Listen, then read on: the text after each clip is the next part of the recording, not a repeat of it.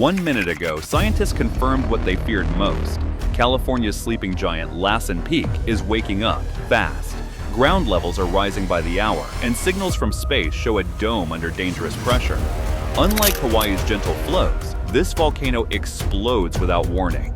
If the magmatic trap bursts, history could repeat itself in ways we can't yet imagine. Here's how the crisis unfolded. Satellite radar images from the Sentinel-1 mission captured a striking pattern around Lassen Peak, a perfect ring of uplift rippling outward from the summit. This isn't a glitch or a snowmelt illusion. Each concentric fringe on the interferogram marks real ground movement, measured in millimeters but unmistakable in its symmetry.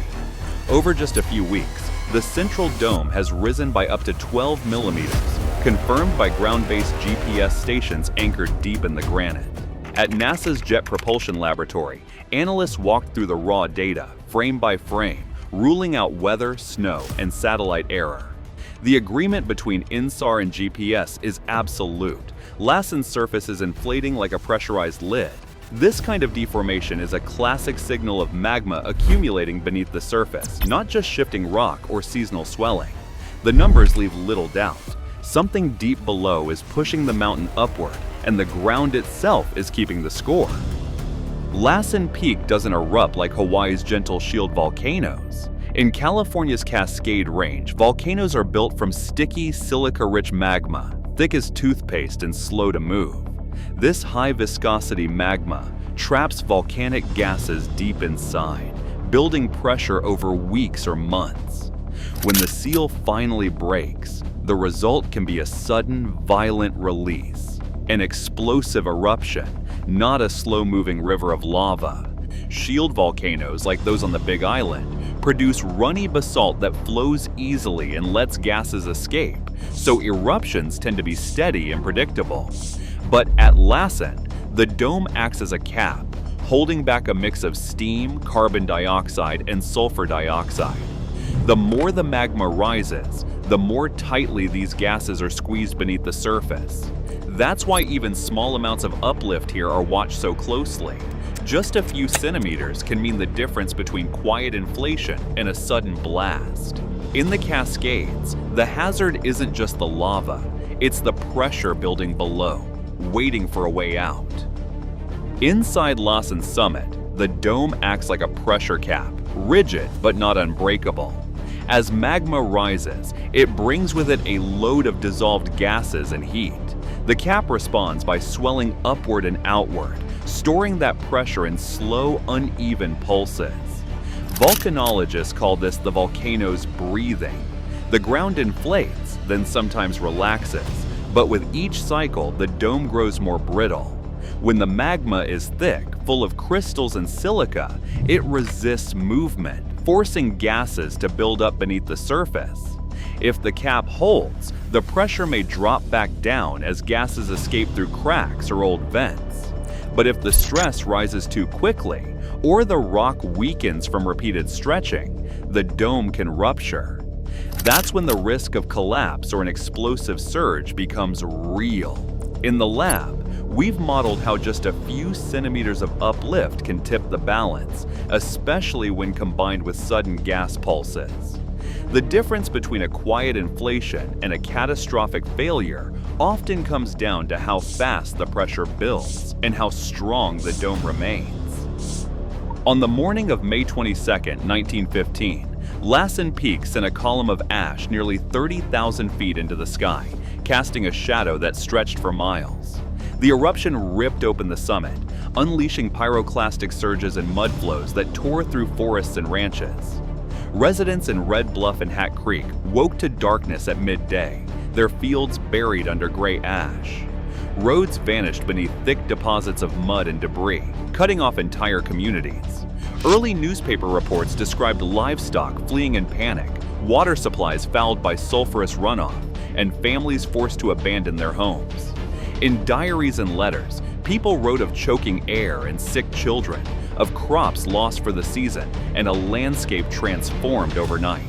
Indigenous oral histories remember the mountain as uninhabitable for years, the soil poisoned, nothing growing in the devastated zone for decades. The scars left by that eruption are still visible today, a barren swath known as the devastated area, a stark reminder of what Lassen is capable of when the pressure below finds a way out. A sharp rise in volcanic gases has drawn the attention of geochemists across California.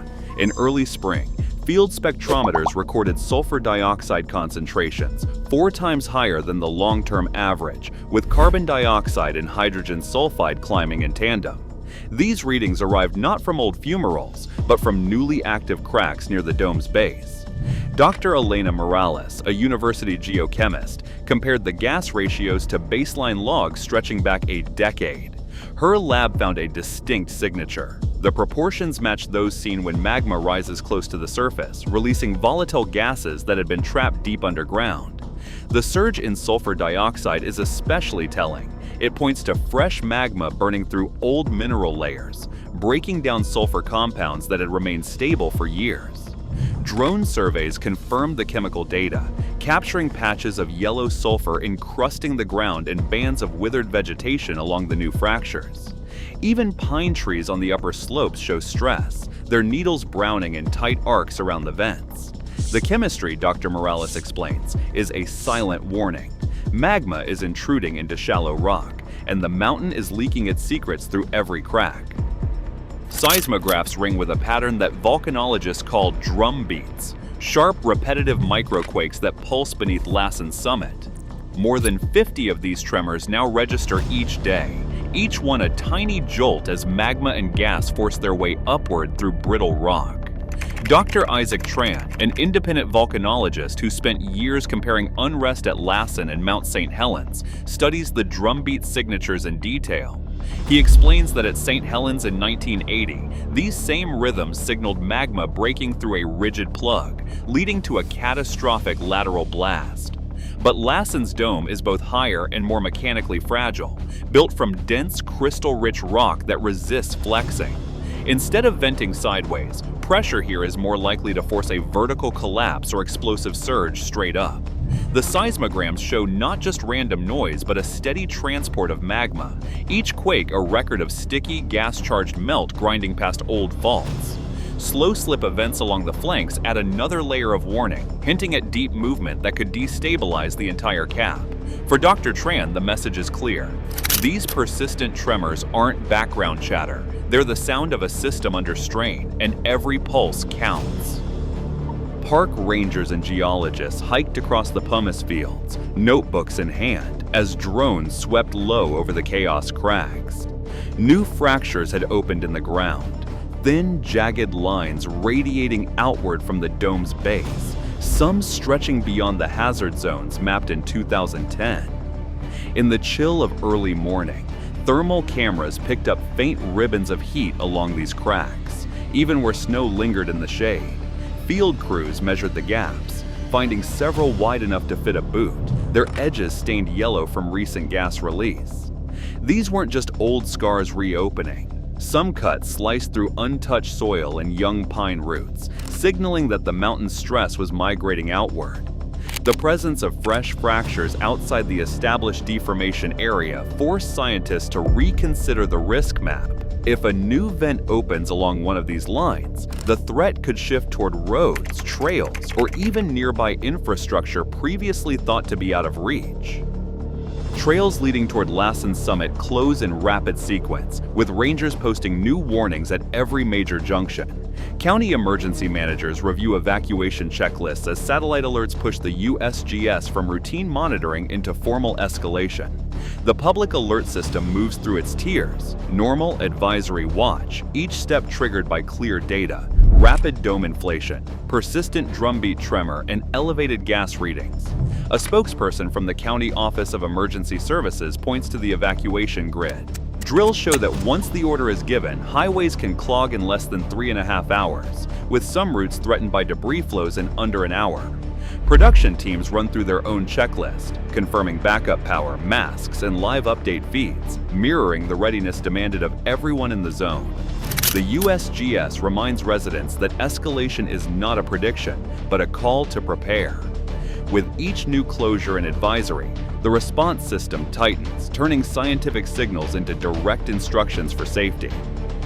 Over the past year, satellite data confirmed a 12-millimeter uplift at Lassen Peak summit, matching historical signals that preceded the 1915 eruption. Instruments have recorded gas emissions up to 4 times the normal baseline and over 50 daily drumbeat tremors, all verified by the USGS and independent researchers. While these signs point to renewed magma movement, the precise timing and scale of any eruption remain uncertain. Historical records show that even moderate eruptions disrupted communities for years, and new fractures now extend beyond mapped hazard zones. Official evacuation drills reveal that major highways could be cut off in under 40 minutes during a Lahar event. As of this report, the USGS has elevated alert levels and closed trails, but no eruption is confirmed.